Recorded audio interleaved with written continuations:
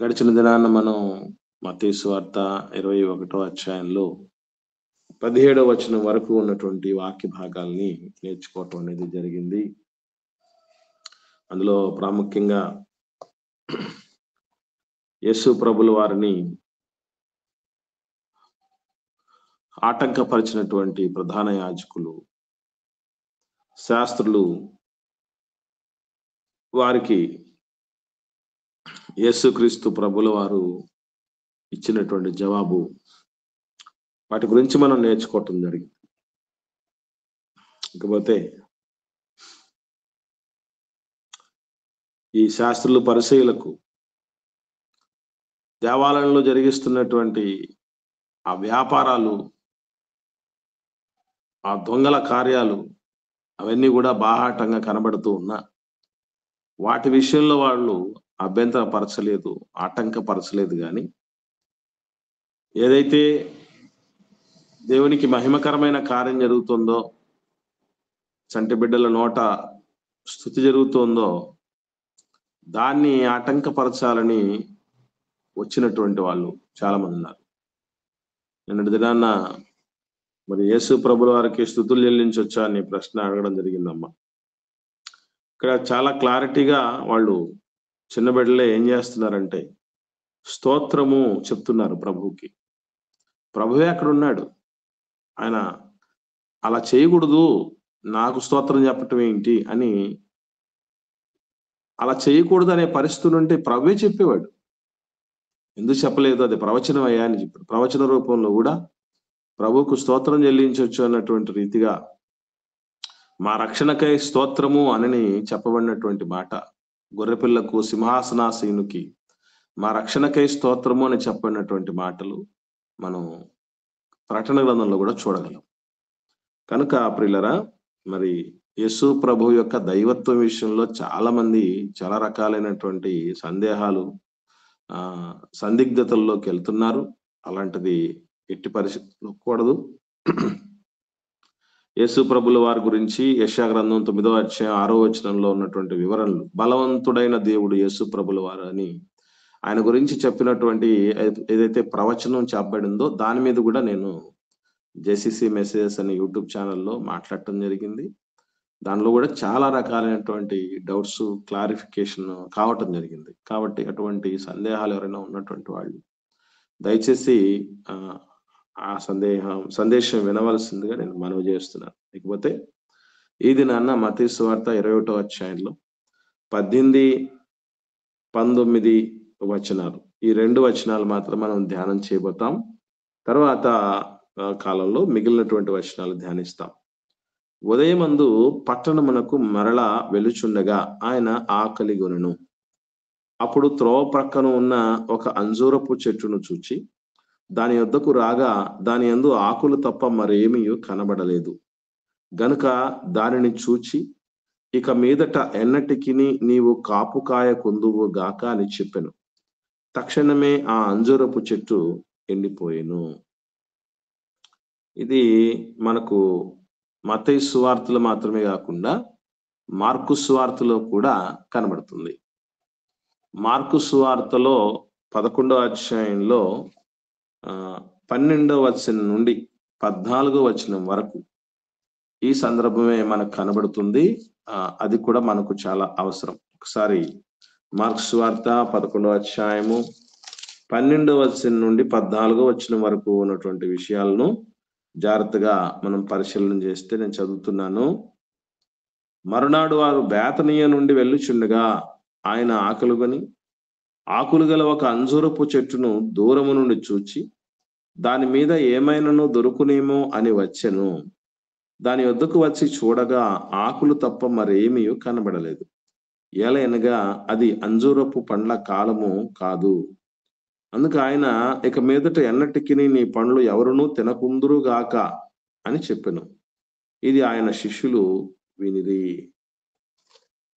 ఇక్కడ ఈ 2 సందర్భాల్లో యేసు ప్రభుల వారు, మరి మనకు తెలుసు కదా, ఈ శాస్త్రులు పరిచయులతో చిన్న సమస్య, డిస్ప్యూట్ వచ్చిన తర్వాత, ఒక వాగ్వాదం జరిగిన తర్వాత వారి దగ్గర నుంచి యెరూషలేం పట్టణంలో నుంచి బేతనియకు యేసు ప్రభులు వారు శిష్యులు వెళ్ళిపోయినట్టు మనం చూస్తాం. అంటే ఏ ఊర్లోనైతే దైవజనుని యొక్క విలువను గుర్తించి చేర్చుకుంటారో వాళ్ళు యోగ్యులను చెప్పబడింది. ఆ యోగ్యత కలిగినటువంటి వాళ్ళగా బేతనియ గ్రామంలో ఉన్నటువంటి మార్తా మరియా మరియు లాజర్ గారి యొక్క వాళ్ళ కుటుంబం మనం చూడగలం. అలాగా ఒక్కొక్క ఊరిలో అలా దేవుని కొరకు, దేవుని సేవకుల కొరకు ఆతిథ్యం ఇవ్వగలిగిన, యోగ్యత కలిగిన, ఆశీర్వాదానికి పాత్రమైన కుటుంబం ప్రతి కుటుంబం నుంచి రాగలిగిన పరిస్థితి మనకు ఉండాలి. ఇకపోతే అలా బేతనియకు వెళ్ళి మరుసటి దినాన మరలా పట్టణాన్ని వైపు వస్తున్నాడు. అంటే మళ్ళీ యెరూషలేం వైపుకు వస్తూ ఉన్నటువంటి పరిస్థితుల మధ్య యేసుక్రీస్తుల వారు ఉదయమే అది చెప్పడం చూడండి. ఉదయమే ఆయన ఆకలిగా ఉన్నాడు అన్నటువంటి మాట మనం చూడగలం. ఇక్కడ చాలా మంది చాలా రకాలైన ప్రశ్నలు దీనికి సంబంధించి లేవనెత్తడం జరిగింది. ఇందులో మొట్టమొదటి ప్రశ్న ఏంటంటే, క్వశ్చన్ నెంబర్ 1, ఈ సందర్భంలో మొదటి ప్రశ్న విమర్శకులు అడిగినటువంటి ప్రశ్న ఏంటంటే, దేవుడికి ఆకలి ఏమిటి? దేవునికి ఆకలి వేస్తుందా? దేవునికి ఆకలి కావటం ఏంటి? Question number 1. ఇక రెండవ విషయం ఏంటంటే, దేవుడైనటువంటి వ్యక్తికి దూరం నుండే, అది మన దూరంగా ఉండినప్పుడే, అంటే చెట్టు దగ్గరకే వెళ్ళాల్సిన అవసరం లేదు కదా, మానవ మాత్రుడు కాదు కదా ఆయన. దేవుడు చెట్టు దగ్గరకు వచ్చి మరీ చూడాల్సిన పని ఏముంది? దూరం నుండే చూస్తే ఆయనకు కనబడదా? ఆయనకు దూర దృష్టి లేదా? దివ్య దృష్టి లేదా? క్రీస్తుకు దివ్య దృష్టి లేదా? ఇది రెండవ ప్రశ్న. మూడవ ప్రశ్న ఏంటంటే, మనం మార్క్స్ వార్తలో ఒక విషయం చదివాం. ఎవరన్నా పాయింట్అవుట్ చేశారు లేదో కానీ మళ్ళీ ఒకసారి మనం చూద్దాం. మార్క్స్ వార్త 11వ అధ్యాయము 13వ వచనంలో చివరి మాట ఒకరు చదవండి. మార్క్స్ వార్త 11వ అధ్యాయము 13వ వచనం చివరి మాట చదవండి. ఆకులు తప్ప మరేమీ కనబడలేదు, ఏలయనగా అది అంజూరపు పండ్ల కాలము కాదు. రైట్.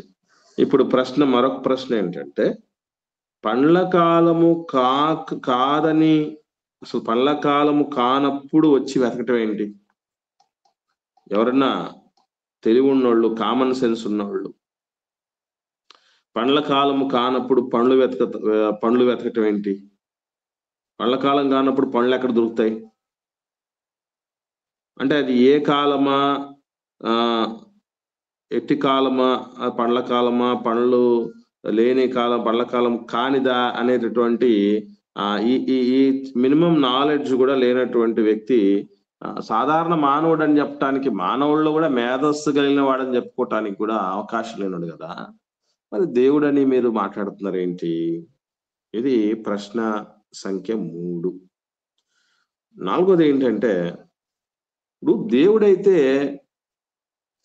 పండ్లు కాయకపోతే చెట్టుకి తన శక్తితో, తన దివ్య శక్తితో అది పండ్లు కాసేటట్టు చేయాలి. శాపం పెట్టడం ఏంటి? ప్రాబ్లంతో ఉన్నటువంటి, సమస్యతో ఉన్నటువంటి దాని యొక్క సమస్యను నివృత్తి చేయాలి కదా, పరిష్కరించాలి కదా. ఈ పరిష్కరించడానికి బదులు మొత్తం ప్రాబ్లం చెట్టునే ఎండిపోయేసేటట్టు చేయటం ఏంటి? అసలు దేవుడు శాపం పెడతాడా? దేవుడు ఏంటి శపించటం ఏంటి? సమస్యను పరిష్కరించకుండా శపించటం ఏంటి ఆయన? ఇవండి ప్రశ్నలు. ఈ 4 ప్రశ్నలు మీ ముందే ఎవరైనా ఉంచారు అని అనుకున్నాం. మరి మీలో నుంచి వీటికి జవాబులు నేను కోరుతున్నాను. ప్రశ్నలు అందరూ నోట్ చేసుకున్నారా బ్రదర్స్, సిస్టర్స్? ఒకసారి మళ్ళీ ఒక్కసారి చెప్తాను నేను. దేవునికి ఆకలి ఏమిటి? దేవునికి ఆకలి ఏమిటి? రెండవది, యేసు ప్రభుకు దివ్య దృష్టి లేదా? దివ్య దృష్టి లేనోడు దేవుడు ఎట్లా అవుతాడు? దివ్య దృష్టి అంటే అర్థం ఏంటి? దూరం నుంచే చూసేసిన తర్వాత దానికి పండ్లు ఉన్నాయా లేవా ఏంటి సంగతి అని తెలిసి ఉండాలి కదా. దగ్గరికి వెళ్ళి చెక్ చేయాల్సినటువంటి అగత్యం వచ్చింది. మనలాంటి వాళ్ళకైతే అవసరం. సాధారణ మానవులం కాబట్టి, మనం పరిధుల్లో ఉన్నవాళ్ళం కాబట్టి మనకు అవసరం. ఆయనకి ఏం అవసరం? క్వశ్చన్ నెంబర్ 2 ఇది.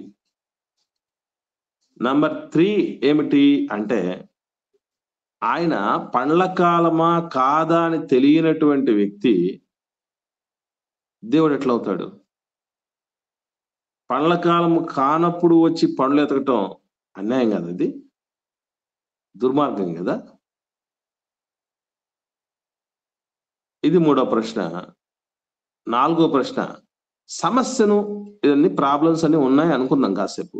సమస్యను సాల్వ్ చేయాలి కదా ఆయన, సమస్యను పరిష్కరించాలి కదా. పరిష్కరించడానికి బదులు ఏం చేస్తున్నాడంటే శపిస్తున్నాడు. ఏంటి అసలు? దేవుడు శపిస్తాడా? దేవుడన్న ఆయన వరాలు ఇస్తాడు. దేవుడన్న ఆయన సమస్యను పరిష్కరిస్తాడు. ఇరుకులను ఈ ఇబ్బందులను తొలగిస్తాడు. ఇరుకుల విషయాలు ఇస్తాడు. చావు బతుకుల్లో ఉన్నటువంటి వ్యక్తులను కాపాడినటువంటి వైద్యుల మేలుగా దీనికంటే ఈయనకంటే. ఎన్నో ప్రాబ్లమ్స్ ను, రోగాలను, వ్యాధులను, బాధల్ని, ప్రాణాపాయ పరిస్థితులు వచ్చినటువంటి వాళ్ళందరినీ కాపాడి ప్రాణాలు నిలబెట్టి పంపిస్తున్నారు కదా. ఇవి 4 ప్రశ్నలు. సో మొదటి ప్రశ్నకి, దేవునికి ఆకలి ఏమిటి, ఇది ప్రశ్న.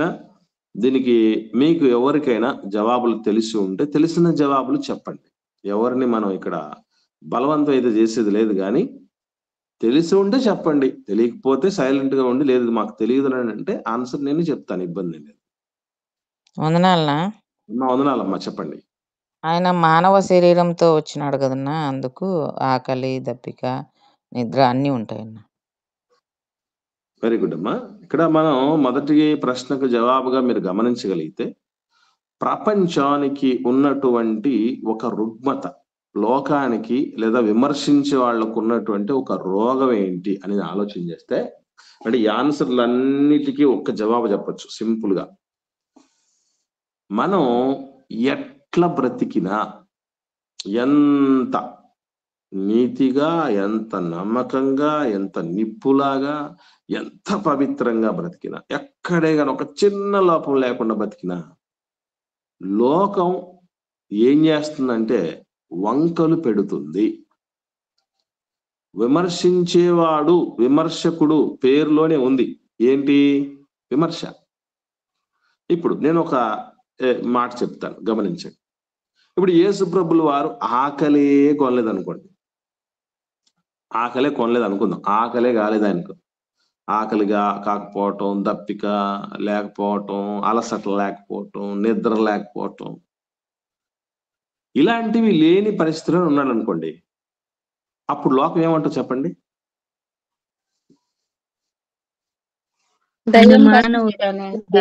యోహాన్ గారిని అన్నారు కదా, యోహాన్ గారు తినకుండా అట్లున్నప్పుడు ఈయన దయ్యం పట్టిన వాడేమో, అందుకే తినడం లేదని అన్నారు.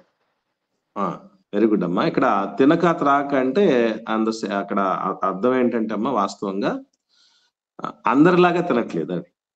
అంటే ఎక్కువగా ఉపవాసాలు ఆయన ఉంటున్నారు. ఒకటి, ఆయన శిష్యులు. రెండోది ఏంటంటే అందరిలాంటి తిండి కాదు ఆయన మెను. ఏంటంటే ఆయన అడవి తేనె తింటాడు, తర్వాత మిడతలు తింటాడు. కాబట్టి తినడమేమో తింటున్నాడు, అడవి తేనైనా మిడతలైనా తింటున్నాడమ్మా. కాకపోతే అందరిలాంటిగా వాళ్ళలాగా తినట్లేదు. అక్కడ అది ఆ ఉద్దేశం.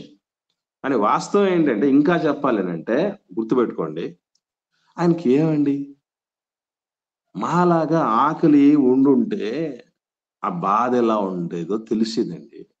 మాలాగా దప్పికలు ఉండుంటే, మాలాగా బలహీనతలు ఉండుంటే, మాలాగా అలసట్లు ఉండుంటే, మాలాగా ఎన్నో రకాలైనటువంటి సమస్యలు ఉండుంటే ఆయనకు అర్థమయ్యేది. ఆయన దేవుడైపోయా, మేము మనుషులం అయిపోయా. కాబట్టి ఆయనకి ఏమండి చెప్పండి? అది మెయిన్ సమస్య. అంటే జనాల పరిస్థితి ఏంటంటే, ఆకలి అయితే ఒక కొర్రి పెడతారు, ఆకలి అయిందని అంటే ఒక సమస్య చూపిస్తారు, ఒక వంక చూపిస్తారు. ఆకలే కాలేదనుకోండి ఏమంటారంటే, అవునండి ఆయన దేవుడు కాబట్టి మానవుడి బాధలు ఏం తెలుస్తాయి ఆయనకి? మా దగ్గరకు వస్తే, మాలా ఉంటే, మాలో ఉంటే, మాతో ఉంటే ఆయనకు బాధలు తెలిసేవి. అప్పుడప్పుడు చెప్తూ ఉంటారు కదా, ముఖ్యమంత్రి గారు గాని, ప్రధానమంత్రి గారు గాని ఎక్కడన్నా భయంకరంగా వాళ్లకు వరదలు వచ్చి ముంచెత్తినటువంటి పరిస్థితుల మధ్యకు వచ్చినప్పుడు వాళ్ళు అలా హెలికాప్టర్ పర్యటన, సుడిగాలి పర్యటన అని పైపైన చూసుకుంటూ పోతారు. అప్పుడు కింద ఉన్న వాళ్ళకు చాలా బాధ కలుగుతుంది. ఏమనంటే, మా దగ్గరకు వచ్చి ఇక్కడ ఈ నీళ్ళల్లో పాములు పోతున్నాయి, తేళ్లు పోతున్నాయి, విషక్రిములు వస్తున్నాయి, మొసళ్ళు ఉంటున్నాయి, బిక్కుబిక్కుమంటున్నాం, నీళ్లు దొరకట్లేదు, పాలు దొరకట్లేదు, పిల్లలు అలమటించిపోతున్నారు, తిండి దొరకట్లేదు, కరెంటు లేదు, ఎన్నో రకాలైనటువంటి ఆ ప్రాబ్లమ్స్ లో ఉండి మా దగ్గర ఉంటే వాళ్ళకి అర్థమవుద్దండి. ఆ ఏరియల్ సర్వేలో ఆ హెలికాప్టర్లలో అలా పైపైన పోతే ఏం తెలుస్తుంది అని అంటారు చూసారా? అంటే ఇక్కడ ప్రాబ్లం ఏంటంటే, మానవుడితో ఉన్న సమస్య ఏంటంటే, అప్పటికైనా గుర్తుపెట్టుకోండి, ఎట్లా బతికినా కూడా ఖచ్చితంగా ఎలా ఉన్నా కూడా వాళ్ళు వంకలు పెట్టడం సహజం. కాకపోతే మనకు ఏంటంటే, వాస్తవం మనకు తెలియాలి, సత్యం ఏంటో మనకు అర్థం కావాలి. వాళ్ళని ఏదో ఆన్సర్ చేయాలనో, లేకపోతే వాళ్ళని ఏదో తల దించేటట్టు చేయాలనో, లేకపోతే వాళ్ళు నోళ్లు మూయించాలనేది మన ఉద్దేశం కాదు. ఎందుకనంటే ఇది ఎల్లవేళలా జరిగేది కాదు, ఎల్లవేళలా జరిగించింది కాదు దేవుడు, మర్చిపోకండి. ఓకే, సరే, ఏది ఏమైనా గుర్తుపెట్టుకోవాల్సిన విషయం ఏంటంటే, యేసు ప్రభుల వారు అన్ని విషయంలో మన వంటి వాడిగా ఉండటమే ఆదర్శప్రాయం. అందరికీ ఆమోదయోగ్యం ఏంటంటే, అన్ని విషయాల్లో మన వంటి వాడిగా, దైవత్వము కలిగిన వాడి దేవుడే, కానీ ఆయన దేని ధరించుకొని రావటం జరిగిందంటే, రక్త మాంసాల్లో పాలిభాగస్తుడు కావటం జరిగింది. కనుక ప్రభుల వారు అలసట పొందాడు, ప్రభుల వారు దప్పికొన్నాడు, ప్రభుల వారు ఆకలి కొన్నారు. అంటే దేవుడికి ఆకలి ఏంటి అనేటటువంటి పరిస్థితి అసలు తప్పు మాట. ఎందుకనంటే, ఆకలినే మానవుడికి పెట్టినవాడు, ఆయనకు ఆకలి ఉండకపోవటం ఏంటి? కాకపోతే ఆకలి పలు రకాలు. ఇకపోతే ఇక్కడ కూడా భౌతికమైన ఆకలితో చెప్పబడిన మాటే అయినా దాని వెనుక అంతరార్థాలు ఉన్నాయి, దాని వెనుక పలు రకాలైనటువంటి ఆత్మీయ భావాలు ఉన్నాయి. అవి మనం తెలుసుకోవాల్సినటువంటి ఆవశ్యకత ఉంది. ఏది ఏమైనా మనం గుర్తుంచుకోవాల్సిన విషయం ఒకటే, దేవుడే కానీ దేహములో ఉన్నాడు, రక్త మాంసముల్లో ఉన్నాడు గనుక ఆ గుణ లక్షణాలను మనము అధిగమించలేము. ఆ దేహంలో ఉన్నంత వరకు అతీతులము కాదు. దేహంలో ఉన్నంత వరకు కొన్ని ధర్మాలు ఉన్నాయి. దేహం ఖచ్చితంగా అది బలహీనమైంది, దానిలో పరిమితులు ఉన్నాయి. దానికి కొద్ది కాలానికే ఒక 2-3 గంటలు నడిస్తే ఆ తర్వాత ఖచ్చితంగా రెస్ట్ కావాలి. పగలంతా పనిచేస్తే రాత్రి రెస్ట్ కావాలి.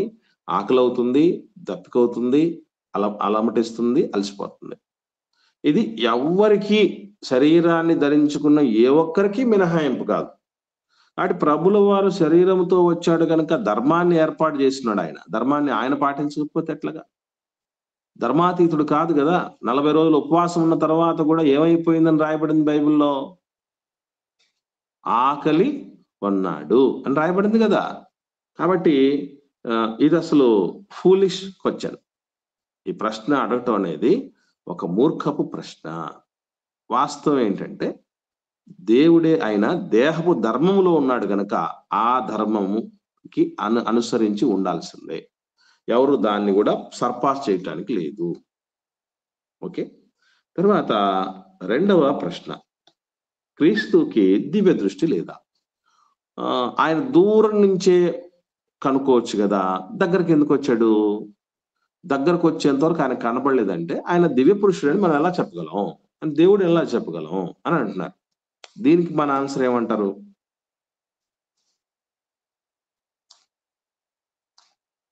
ఎవరన్నా తెలిసిన వాళ్ళు ఉంటే మాట్లాడండి దయచేసి, సైలెంట్గా ఉండకుండా. యేసుప్రభుల వారికి దూరం నుంచే అన్ని తెలుసుకోవచ్చు కదా అని దేవుడు కదా, దగ్గరికి ఎందుకు రావాల్సి వచ్చింది?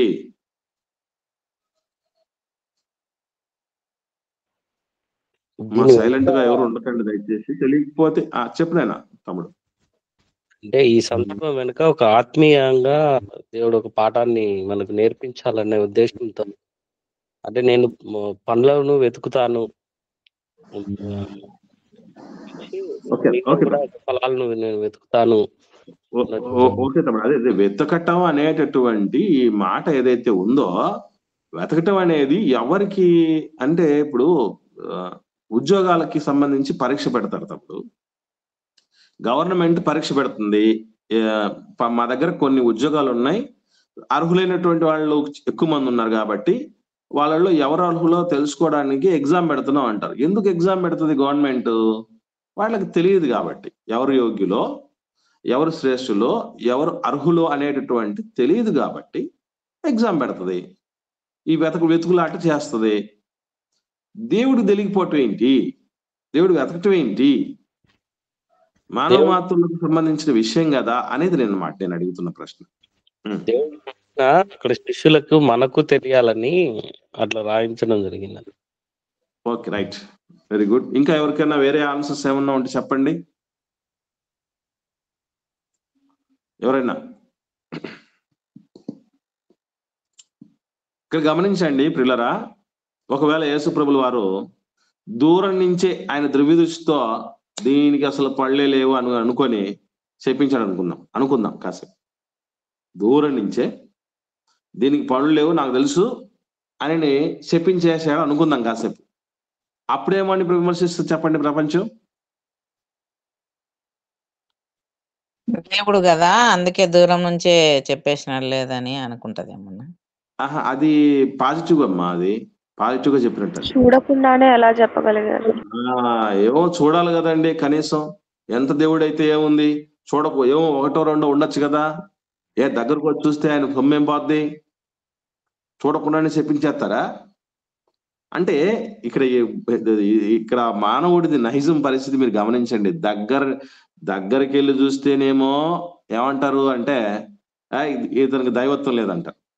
సరే, దగ్గరికి వెళ్ళకుండానే చెప్పించిన పరిస్థితి ఉందనుకోండి, ఏమండి ఈయనకు కనీసం ఏమంటారు దాన్ని, జాలి, దయ, కరుణ లాంటిది లేదండి, పొరపాటున ఒకటో రెండో ఉండొచ్చు కదా.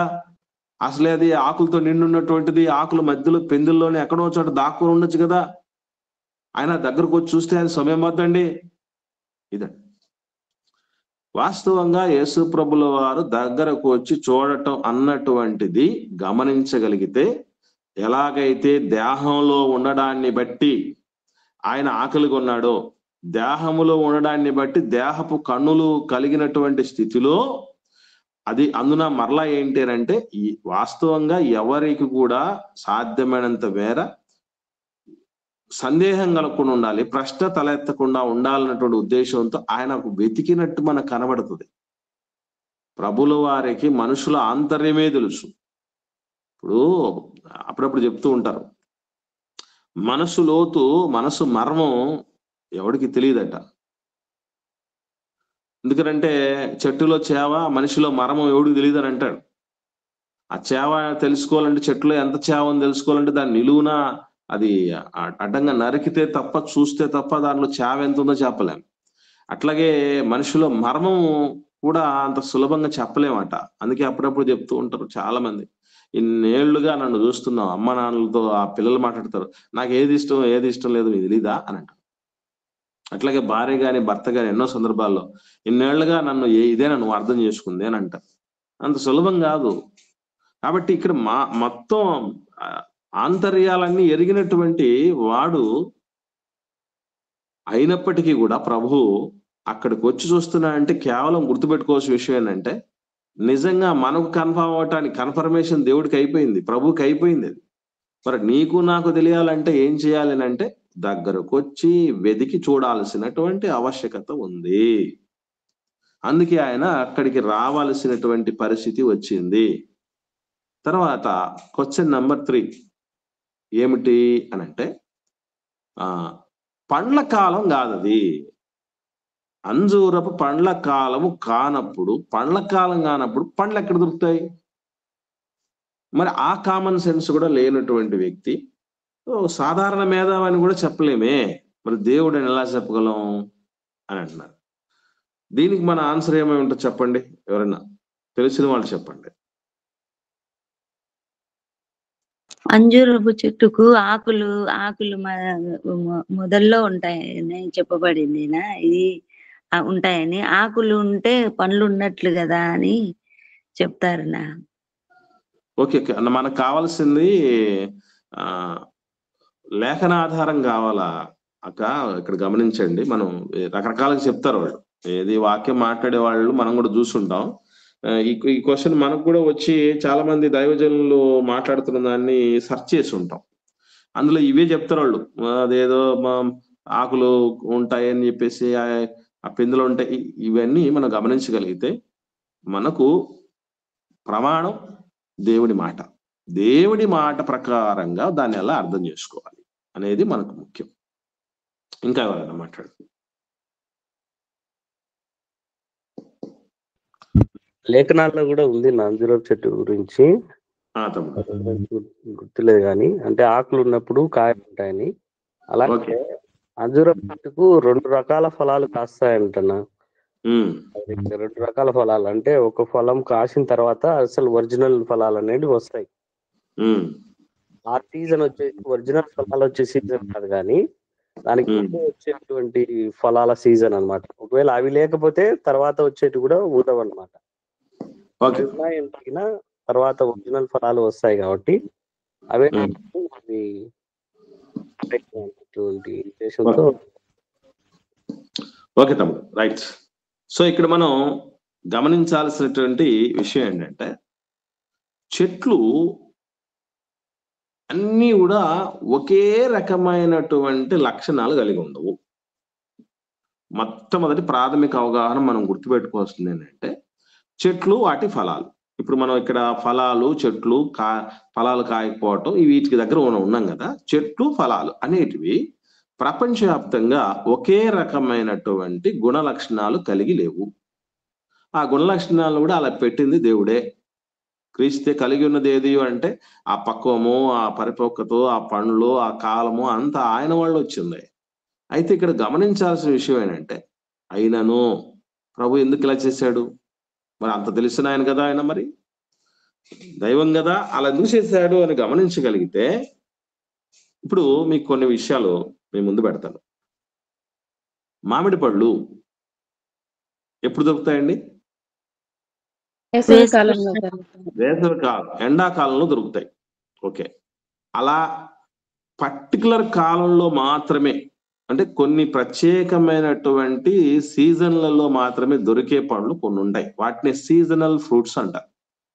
అవి ఆ సీజన్ పోయాయంటే మనం పొరపాటును కూడా వాటిని కొనలేము, తెచ్చుకోలేము, కదా. అట్లాగే ఇప్పుడు తాటి ముంజలు ఉన్నాయి, తెలుసా బ్రదర్స్ సిస్టర్స్? మీకు తెలుసు కదా తాటి ముంజలు, తెలుసు కదా తాటి ముంజలు. ఎప్పుడు దొరుకుతాయి? అవి కూడా వేసవి కాలంలోనే దొరుకుతాయి. తాటి ముంజలు కూడా వేసవి కాలంలో దొరుకుతాయి. నాకు ఇప్పుడు కావాలి, వర్షాకాలంలో కావాలి, లేదా శీతాకాలంలో కావాలంటే అవి రావు. ఏది ఏ కాలంలో వచ్చేటివి ఆ కాలంలో వచ్చేటట్టుగా ఉన్నాయి. అవి సర్వసాధారణంగా జనరల్ గా ఉన్నటువంటి పరిస్థితులు. కానీ దీనికి విరుద్ధంగా కొన్ని రకాలైనటువంటి చెట్లు సంవత్సరం అంతా కూడా కాపు కాసేటి ఉంటాయి. ఉదాహరణలు మీకు తెలిసేటి ఏమన్నట్టు చెప్పండి అట్లాంటివి. ఓకే, ఓకే, మా నిమ్మకాయలు, ఇంకమ్మా అరటి పండ్లు కూడా సంవత్సరం అంతా ఉంటాయి. సంవత్సరం అంతా దొరుకుతాయి అరటి పండ్లు. Very good sister.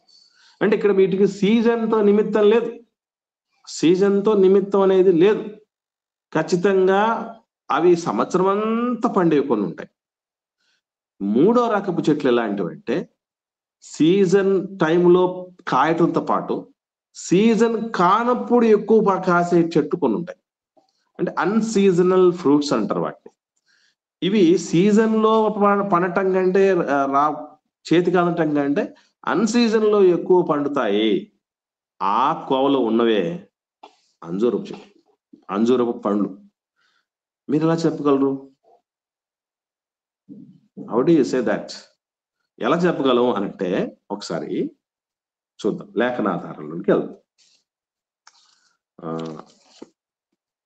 నహూము గ్రంథం చూద్దాం. మొదటిగా నహూము గ్రంథం చూద్దాం. 3వ అధ్యాయము 12వ వచనం చూడండి. నహూము గ్రంథం 3వ అధ్యాయము 12వ వచనం చదవండి.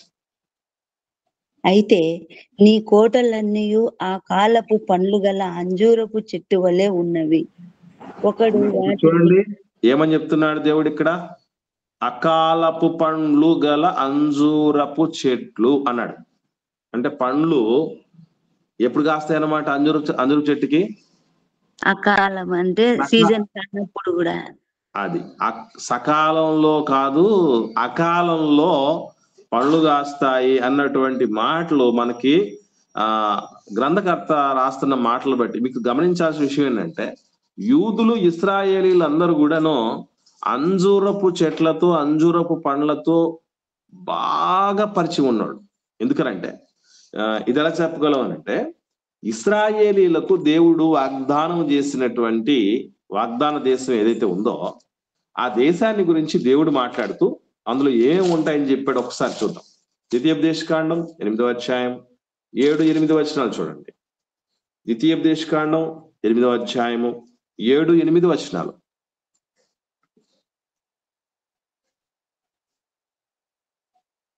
నీ దేవుడైన యెహోవా నిన్ను మంచి దేశంలో ప్రవేశపెట్టును.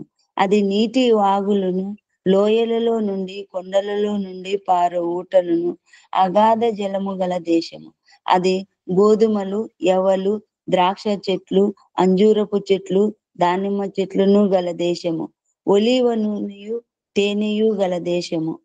ఆ దేశం గురించి మాట్లాడుతూ దేవుడు చెప్పినటువంటి మాటల్లో ముఖ్యంగా ఆ దేశంలో ఏముంటది అంటే అన్ని దాంట్లో అదే యవలు, ద్రాక్ష చెట్లు, దానిమ్మ పండ్లు, ఈ ఒలివ నూనె, తేనె, ఇట్లాగే మంచిగా భూగర్భ జలాలతో పాటు చెప్తూ ఏమన్నాడంటే అంజూరపు చెట్ల గురించి కూడా మాట్లాడాడు.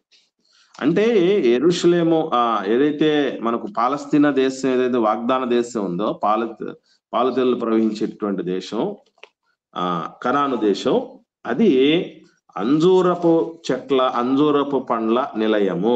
బాగా విరివిగా కాస్తాయి. కాబట్టి వాళ్ళకి బాగా తెలుసు వీటి గురించి. అందుకే ఏమన్నాడు ఇక్కడ? నీ కోటలన్నీ అకాలపు పండ్లు గల అంజూరపు చెట్ల వలె ఉన్నాయి. ఒకడు వాటిని కదిలింపగానే పండ్లు తినవచ్చిన వాని నోట పడును అన్నాడు. అంటే ఏంటి అర్థం అంటే, బాగా కాస్తాయి, అకాలంలోనే బాగా కాయాలి. అంజూరపు చెట్టుకున్న ధర్మం అది. దేవుడే ఏర్పాటు చేశాడు, ప్రభువే క్రీస్తే ఏర్పాటు చేసినది. మరింత క్లారిటీగా చూద్దాం. మరింత క్లారిటీ హోషేయ గ్రంథం 9వ అధ్యాయము 10వ వచనాన్ని చూద్దాం. హోషేయ గ్రంథం 9వ అధ్యాయము 10వ వచనం. అరణ్యంలో ద్రాక్ష పండ్లు దొరుకున్నట్లు ఇశ్రాయేలు వారు నాకు దొరికిరి.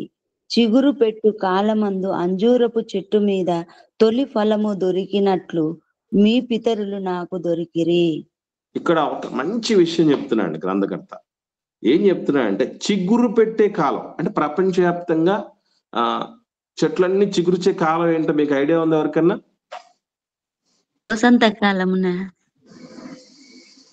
చిగురు పెట్టే కాలం వసంతకాలం. అంటే మనకు క్లారిటీగా మన ఇంగ్లీష్ క్యాలెండర్ ప్రకారం ఏ టైంలోనండి?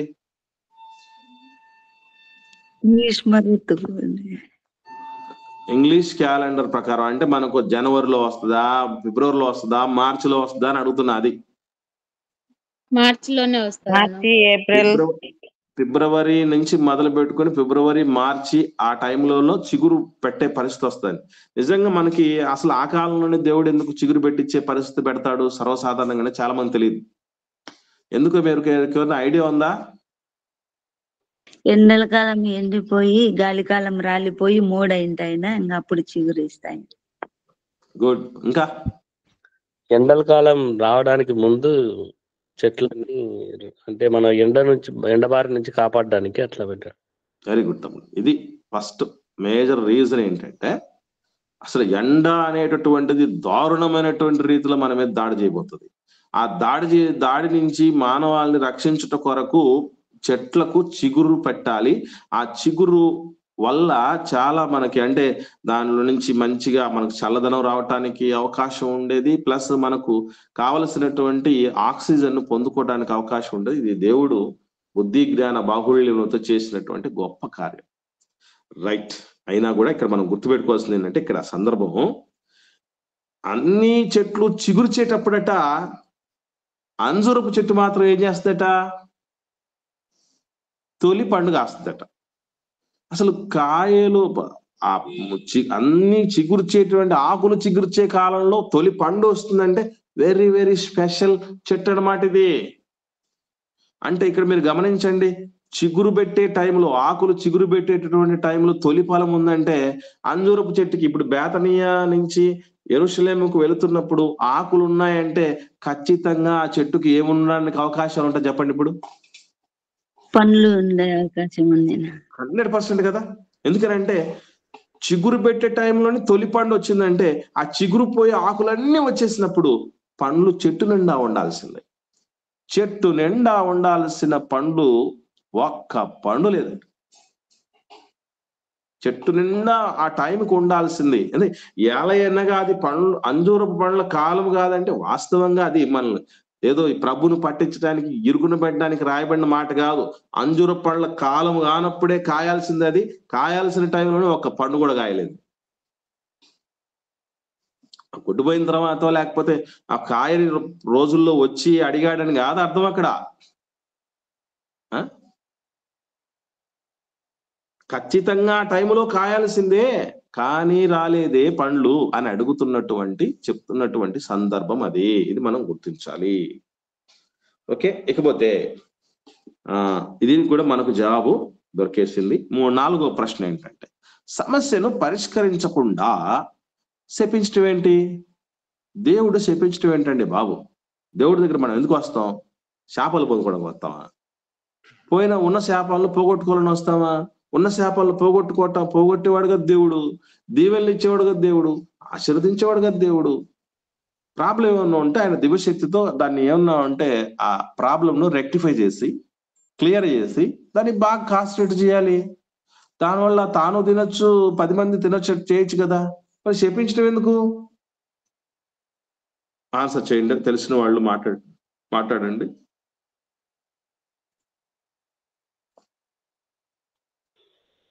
దేవుడు ఫలాలు అంటే చెట్టు ఫలాలు కాయడానికి అన్ని అనుకూలమైన పరిస్థితులు కల్పిస్తాడన్న.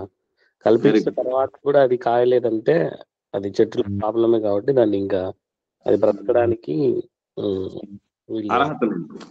ఇక్కడ మనం ఎరుగుతామని మంచి మాట చెప్పాం. సూపర్.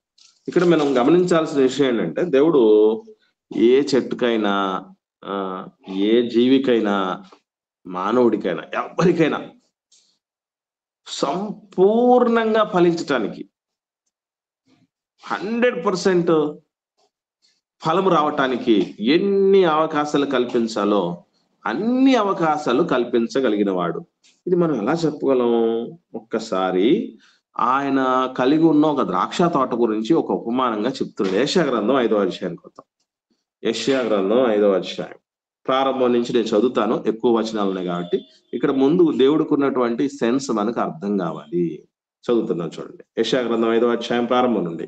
నా ప్రియుని గురించి పాడదను వినుడి, అతని ద్రాక్ష తోటను బట్టి నాకు ఇష్టడైన వారిని గురించి పాడదను వినుడి. సత్తువ గల కొండ మీద నా ప్రియునికి ఒక ద్రాక్ష తోట ఉండండి. ఫస్ట్ పాయింట్ లోనే మనకి ఏం కనపడుతుందంటే దేవుడు తోట వేసాడంటే దేని మీద వేసాడట?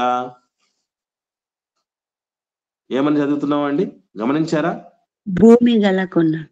ఏమ్మా? భూమి గల కొండ మీద అని. కాదమ్మా. కొండ మీద. ఆ సత్తువ గల భూమి. ఏ భూమిలో వేసాడైనా? చౌడు భూమిలో కాదు, నిస్సారమైన భూమిలో కాదు, పనికిరాని భూమిలో కాదు. ఫస్ట్ భూమి ఎత్తుకునేటప్పుడు సత్తువ గల భూమి అన్నాడు. అంటే అందులో ఆ భూమిలో సమస్య లేదు. నెక్స్ట్ 2వ వచనంలో, ఆయన దానిని బాగుగా త్రవ్వి రాళ్ళని ఏరి. అంటే ఒక చెట్టు ఫలించటానికి కావలసినటువంటిది ఏంటి అని అంటే, వాస్తవంగా భూమిని, ఆ సత్తువు గల భూమిని కూడా బాగా తవ్వాడు. బాగా తవ్వటం అంటే భూమిని డొల్ల చేయటం. ఆ డొల్ల ఎప్పుడైతే కఠినంగా లేకుండా, గట్టిగా లేకుండా బాగా డొల్లగా అయిపోతుందో, ఎందుకు మనం దున్నడం ఎందుకు చేస్తారండి భూమిని? అది బాగా మెత్తబడిపోవాలని, డొల్ల అయిపోవాలి అని అంటారు. అలా డొల్ల అయిపోవటానికి దాన్ని బాగుగా త్రవ్వి రాళ్ళను తీసేసాడట. ఎందుకు? రాళ్ళు ఉంటే అక్కడ పంట రాదు. అంటే కఠినమైనటువంటి నేల ఉంటే, రాతి నేల గురించి మనకు తెలుసు కదా, వేరు అనేది పోదు, వేరు లేనందున అని అంటాడే. సో ఆ విధంగా రాళ్ళు తీసాడు, బాగా తవ్వాడు, శ్రేష్టమైన భూమి ఉంది. తర్వాత దాని మధ్య ఒక బురుజు ఒకటి వేయించాడు. బురుజు అంటే ఒక కోటలాగా అన్నమాట. ద్రాక్ష తొట్టిని తొలిపించాడు. ద్రాక్ష పండ్లు ఫలించాలని ఎదురు చూచుండెను గాని అది కారు ద్రాక్షలు కాసెను. కావున యెరూషలేము నివాసులారా, యూదావారులారా, నా ద్రాక్ష తోట విషయం నాకు న్యాయము తీర్చవాలని మేము వేడుకొనుచున్నాను. నేను నా ద్రాక్ష తోటకు చేసిన దానికంటే మరేమి దానికి చేయగలను? దేవుడు అడుగుతున్న ప్రశ్న. ఇంకేం చేయాలి ఫలించటానికి? అంటే ఈరోజు మనందరి విషయంలో కూడా ఆలోచన చేయాల్సిన విషయం ఏంటంటే, దేవుడు మనకి రేపు శిక్ష విధించి నరకానికి పంపుతున్నాడు. ఊరికే పంపలే. అరే మనం బరిలోకి రావటానికి ఏ అరేంజ్మెంట్స్ చేయాలో అన్ని పుష్కలంగా చేశాడు దేవుడు. ఎన్ని కావాలో పరలోకి వెళ్ళటానికి ఆ సౌకర్యాలు ఉండాలో అన్ని ఇచ్చాడు. ఇచ్చిన తర్వాత దేవుడు అంటున్న మాట ఏంటంటే, ఇంతకంటే నేను ఏం చేయగలను అని అడుగుతున్నాడు. మన దగ్గర ఆన్సర్ ఉండదు. కాబట్టి అక్కడ బేతనియా గ్రామంలో త్రోవ ప్రక్కన ఉన్నటువంటి అంజూరపు చెట్టు, అది ఎంతో కాలంగా అనేకులకు ఫలాలు ఇచ్చేటటువంటి దాని కొరకు మనుషులు పెద్దగా దృష్టి సారించకపోయినా ఫలమిచ్చేటటువంటి చెట్టు కనుక దానికి అన్ని నేను సమకూర్చాలి అని దేవుడు అరేంజ్మెంట్స్ చేసినటువంటి పరిస్థితి. అని ఏం తక్కువ చేయని పరిస్థితి ఉంది. అయినా అది ఫలించనప్పుడు, అంటే ఏదైతే ప్రయత్నాలన్నీ చేసి కనీసం వాటి నుంచి రిజల్ట్ రానప్పుడు ఏం చేస్తాడు దేవుడు? అంటే దేవుడు అంటే దీవించేవాడే అని ఒకవైపు చూసింది ప్రపంచం. అన్ని అవకాశాలు ఇచ్చి, అన్ని సౌకర్యాలు కల్పించి, అయినా కూడా మనము బాగుపడకపోతే శిక్షిస్తాడు కూడా అని మర్చిపోకూడదు. మనం ఇది బాగా అర్థం కావడం మాట చెప్తాను. 10th క్లాస్ ఇంటర్మీడియట్ పిల్లలు చదువుతున్నారు అనుకోండి, వాళ్ళు బాగా చదువుకోవాలనే ఉద్దేశంతో లక్షలు పోసి, మనకు స్తోమత లేకపోయినా ఇక్కడ ప్రైవేట్ ఇన్స్టిట్యూషన్లలో ఏసీ క్యాంపస్, హాస్టల్లో కూడా ఏసీ క్యాంపస్ లో పెట్టి, మంచి ఫ్యాకల్టీ, మంచి ఇన్స్టిట్యూషన్లో పెట్టి పిల్లల్ని చదివిస్తున్నాం. వాడు ఫెయిల్ అయ్యి వచ్చాడు లేదా పాప ఫెయిల్ అయ్యి వచ్చింది. ఏం చేస్తాం మనం? ఏం చేస్తాం? పనిష్మెంట్ ఇస్తామా? లేకపోతే ఏం పర్లేదు నాయనా, మళ్ళీ రేపు డిగ్రీలో దాంట్లో కూడా ఇట్లనే చేస్తాను, బాగా దగలపెట్టి వచ్చేసి అంటావా? ఏం చేస్తాం మనం? మాట్లాడండి. అసలు నీకు ఏం తక్కువ చేసావని రా ఫస్ట్ అడిగి క్వశ్చన్ ఏంటి? మనం వాళ్ళని డబ్బులు ఎంత దార పోసేసాము, నీకు ఏం కావాలంటే 10 రూపాయలు కావాలంటే 20 రూపాయలు కూడా ఇచ్చినాము. దూరంలో ఉంటావు, మాకు దగ్గరలో ఉండవు కదా. ఆరోగ్యం బాగలేనప్పుడు పరుగున వచ్చి చూసుకొని పోయినటువంటి పరిస్థితి, చూడడానికి వచ్చినప్పుడు నీకు ఇష్టమైనటువంటి చేసుకొని వచ్చినటువంటి పరిస్థితి, ఆ లెక్చరర్లతో, యాజమాన్యంతో మాట్లాడి, ఫ్రెండ్స్ కు చెప్పి మా పిల్లవాడికి వచ్చి చూసుకుంటూ ఉండండి జాగ్రత్త అని చెప్తూ వాడికి ప్యాకెట్ మనీ ఇచ్చి, కావలసినటువంటి అరేంజ్మెంట్స్ అన్ని చేసి, ఇన్స్టిట్యూషన్ లో ఆ ఫీజులన్నీ పే చేసి, ఎన్ని చేస్తే సర్కారీ బడిలో గవర్నమెంట్ స్కూల్లో చదువుకున్నవాడు కన్నా వచ్చిన మార్కులన్నా కూడా రాకపోతే ఎంత బాధ కలుగుతుంది మనకి? అటు ఇక్కడ మనం గమనించాల్సిన విషయం ఏంటంటే దేవుడు అంటే ఎప్పుడు ఆశీర్వదిస్తూనే ఉంటాడు, ఎప్పుడు మనకు ఫలింపజేస్తూనే ఉంటాడు అని అనుకోవడం భ్రమది, తప్పు. అలా ఎప్పుడు జరగదు. ప్రేమ కలిగిన తల్లిదండ్రులే కావచ్చు, గమనించండి, పిల్లల కోసం ఏదైతే వాళ్ళు కోరుకొని ఆకాంక్షించుంటారో ఒక స్థాయికి రావాలని, దాని కొరకు ఎంతో ఖర్చుపడి పెట్టుంటారో వాడు ఆ స్థాయికి రానప్పుడు వాళ్ళకి కలిగినటువంటి ఆ బాధ, అది ఆ కడుపు కోతది. కనుక ప్రియులరా గమనించండి, ఈ మధ్యకాలంలో కొన్ని సందర్భాలు మనం వింటూ ఉంటాం. ఏదో పిల్లవాడు ఏదో తప్పు చేశాడని, కొడుకు తప్పు చేశాడని, ఏదో పాపం చేశాడని ఆ కొడుకుని చంపేశాడు నాన్న. రీసెంట్ గానే ఒక వార్త. వాడు పాపం చేస్తూ వస్తున్నాడు, అంటే అందరినీ కళ్ళు గప్పి మోసం చేస్తూ వస్తున్నాడు, బాగా చదువుతున్నాను, అన్ని చేస్తున్నాను, మంచివాడుగానే వాడు కవర్ చేస్తూ వస్తున్నాడని ఆఖరికి వాడి నిజస్వరూపం తెలిసేసరికి చంపేయటం జరిగింది. ఎంత తప్పు చేస్తే ఏముందండి, చంపుకోవటం ఏంటండి అని అంటూ ఉంటారు. అది ఒకవేళ ఆ తండ్రి విషయంలో తప్పు ఉండొచ్చేమో కానీ, ఆ తండ్రి విషయంలో ఏదైనా లోపం ఉండొచ్చేమో కానీ, పరలోకపు తండ్రి విషయంలో ఎటువంటి లోపం ఉండదు. దేవుడు అడుగుతున్న ప్రశ్న ఒకటే, నేను నా ద్రాక్ష తోటకు చేసిన దానికంటే మరేమి చేయగలను? నేను ఆ అంజూరపు చెట్టుకు చేసిన దానికంటే మరేమి చేయగలను? నేను ఆ లాజరస్ గాడి కోసం చేసిన దానికంటే నేనేం చేయగలను అని, మీకోసం చేసిన దానికంటే ఏం చేయగలను? చాలా మంది అనుకుంటూ ఉంటారు, దేవుడు మాకేదో తక్కువ చేశాడు, ఈయన మంచి కుటుంబంలో మమ్మల్ని వేయలేదనో, లేకపోతే మాకేదో ఉద్యోగం ఇవ్వలేదనో, లేదంటే మంచి భర్తను ఇవ్వలేదు, మంచి భార్యను ఇవ్వలేదనో, మంచి పిల్లల్ని ఇవ్వలేదనో, మంచి ఆరోగ్యం ఇవ్వలేదనో, మంచి అందచందాలు ఇవ్వలేదనో, ఇవన్నీ దేవుడు ఏదో మనకు లోపం పెట్టాడు, ఏదో మనకు అన్యాయం చేశాడనే ఆలోచన చేస్తూ ఉంటారు. గుర్తుపెట్టుకోండి, మనకి ఏది తక్కువ చేయడు, మనకి ఎంత అవసరమో పరలోకం చేరడానికి అంత మాత్రమే సమకూర్చి పంపించేశాడు దేవుడు. అందుకే ఎప్పుడు నమ్మకంగా మాట చెప్తాను, మనకేం కావాలో మనకంటే బాగా దేవుడు తెలుసు. మనకేం కావాలో మనకంటే, వాస్తవంగా చెప్పాలంటే మనకేం కావాలో మనకు బాగా తెలుసు అనుకుంటాం చాలా మంది. నిజంగా చెప్పాలంటే మనకేం కావాలో మనకు కూడా తెలియదు. అందుకే కావాల్సిన దాన్ని కోరుకోము, అవసరం లేని దాన్ని మాత్రం దాని వెంట పడుతూ ఉంటాం. అదే మనకు జరుగుతున్నది, అంత లోకం అంతా జరుగుతున్నది. కాబట్టి గమనించండి, దేవుడు శపిస్తాడు. దేవుడు దీవించటం మాత్రమే కాదు, తేడా జరిగినప్పుడు అన్ని సమకూర్చిన ఫలము లేనప్పుడు శపించటం అనేది జరుగుతుంది. రేపు మనకు కూడా ఎడమవైపున ఉన్న వాటిని చూసి శపించబడిన వారులారా నన్ను విడిచి అపవాదికిని వాడి దూతలకు సిద్ధపరిచిన నిత్యాగ్నిలోనికి పోండి అంటాడు. అసలు ఈ పోలిక కూడా గమనించండి, మనకు అన్వయించుకోవాలి. ఎందుకంటే దేవుడు మనల్ని చెట్లతో పోల్చిన సందర్భాలు ఉన్నాయి, చెట్ల ఫలాలతో పోల్చినటువంటి సందర్భాలు ఉన్నాయి. ఏమమ్మా పెళ్ళైన తర్వాత చెప్తూ ఉంటారు, నీ కడుపులో ఒక కాయో పండో గాయలేదా అంటారు. కాయో పండో గాయటానికి వాళ్ళు ఏమన్నా చెట్ల? కాయో పండో గాయలేదంటే అర్థం ఏంటంటే